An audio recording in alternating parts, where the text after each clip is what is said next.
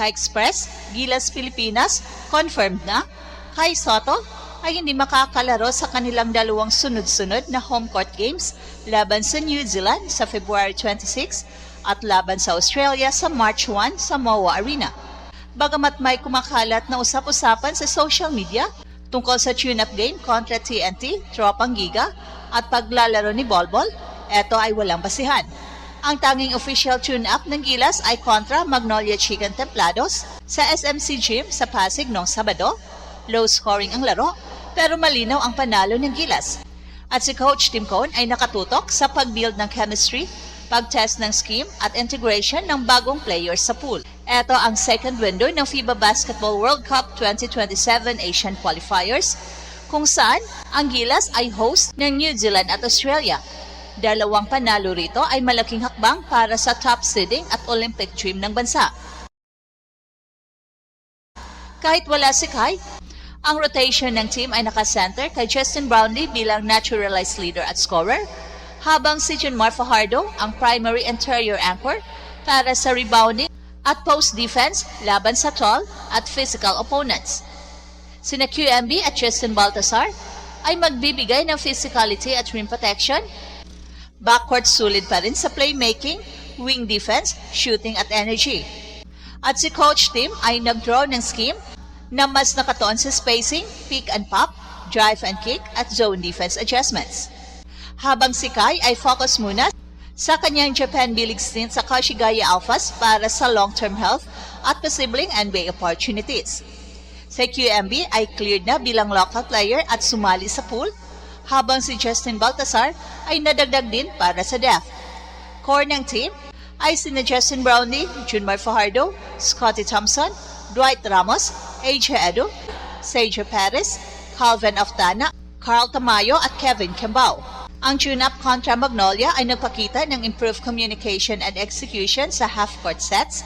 Kahit may absence sa height, ang Gilas ay nakaton sa rotations, help defense at veteran leadership upang mapanatili ang competitiveness laban sa New Zealand at Australia. Ang mga fans ay nag-react sa social media nang may mixed emotions, disappointed sa kawalan ni Kai, pero supportive sa kanyang recovery. Ang home court energy, chemistry at puso ng team ay magiging susi sa laban. At ang tickets sa MOA Arena ay available na at inaasahan ang full crowd para sa dalawang laro. Ang Gilas ay patuloy na nag-prepare ng buo sa ilalim ni Coach Tim at ang mga bagong addition sa pool ay handa nang ipakita ang kanilang contribution. Ang tanong sa lahat ng mga Pinoy fans, handa na ba kayong gawing ingay ang home court at suportahan ang Gilas sa February 26? Gilas fans, official na, si Kai Sotto ay hindi makakalaro sa home court game kontra New Zealand sa February 26 at Australia sa March 1 sa MOA Arena. Bagamat may mga kumalat na usap-usapan sa social media tungkol sa tune-up game laban ng TNT, Tropang Giga at ang paglalaro ni Bolbol, ito ay walang basihan. Ang naganap lang noong Sabado ay closed-door tune-up kontra Magnolia Chicken Templados sa SMC Gym sa Pasig. Low scoring ang laro pero malinaw na panalo ang Gilas. At si Coach Tim ay nakatutok sa pag-build ng chemistry, pag-test ng scheme at integration ng bagong players sa pool. At si Kai ay patuloy na nakafocus sa kanyang Japan B-League stint sa Kashigaya Alphas para sa kanyang long-term health at posibleng NBA opportunities. Official na desisyon ng management at medical team ang i-prioritize ang kanyang full recovery at sinusuportahan naman ni Coach Tim ang desisyon. Sa social media, maraming mga fans ang nag-react. May ilan na disappointed na kawalan ng 7-3 anchor sa home court games, pero marami rin ang supportive, pinapakita ang maturity at respeto sa kanyang recovery. Ang tune-up kontra Magnolia ay napakita ng progreso sa team. Si Justin Brownlee ang naturalized leader at go-to scorer, habang si Junmar ang primary interior anchor para sa rebounding at post defense. Sina QMB at Justin Baltasar ay magbibigay ng physicality at rim protection sa front court, at ang backcourt rotation sulit pa rin. Andiyan sina Scottie Thompson at Sergio Perez para sa playmaking, Dwight Ramos at Calvin Oftana para sa wing defense at shooting, sina Carl Tamayo at Kevin Kembao para sa energy at versatility, at si AJ Edu naman bilang reliable support. At si Coach Tim ay nag-draw ng scheme na mas nakatuon sa spacing, pick and pop, drive and kick at zone defense adjustments. Dalawang panalo sa second window ng FIBA Basketball World Cup 2027 Asian Qualifiers ay malaking hakbang para sa top seeding at Olympic dream ng bansa. Ang February 26 at March 1 games ay magiging test ng home court advantage, team chemistry at depth kahit wala si Kai. At ang ticket sa Mau Arena ay available na at inaasahan ang full crowd sa parehong laro ng New Zealand at Australia. Ang tanong ng lahat ng mga Pinoy fans, handa na ba kayong gawing ingay ang Mau Arena at suportahan ng Gilas?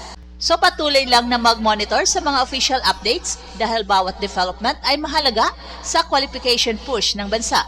Sa kawalan ni Kai, ang rotation ng Gilas ay nakasentro sa leadership ni Justin Brownlee bilang naturalized player at primary scorer. Si Junmar Fajardo ang magiging sentro ng interior defense at rebounding laban sa matataas na kalaban. At sa QMB ay cleared na at bahagi na ng training pool bilang local player, habang si Justin Baltasar ay dagdag depth sa front court. Ang core ng team ay kompleto pa rin. At si Coach Tim ay nakatuon sa pag-develop ng identity ng Gilas kahit walang super tall player. Ang scheme ay mas flexible, may emphasis sa spacing, pick and pop, drive and kick plays at zone defense adjustments. Ang tune-up kontra Magnolia ay napakita ng improved execution sa half-court sets at mas malinaw na communication sa rotation. Ang team ay nagbibuild ng sistema na reliant sa veteran bigs at athleticism ng mga local players habang nag-integrate ng bagong addition sa pool. Sa February 26, laban New Zealand at March 1, laban Australia, ito ay magiging test ng home court energy at team strategy at ang strategic edge. Mas fresh ang Gilas players kumpara sa posibleng jet lag o NBA heavy lineups ng kalaban. At kahit may absence sa height at big man rotation, ang home court crowd at hustle ng team ay maaring magbigay ng critical advantage.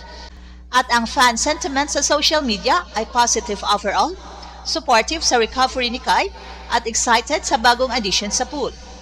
Maraming nagpo-post ng prediction at analysis habang nakatuon sa puso at determinasyon ng Gilas. At ang goal ni Coach Tim ay malinaw, protect home court, test scheme at magbigay ng competitive fight na magbigay ng proud sa buong bansa.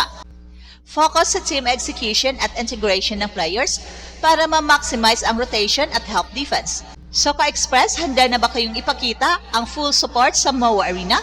Please comment down below. At ito ang Express Info kung saan bawat kwento ginulat ng mundo. Don't forget to like and subscribe.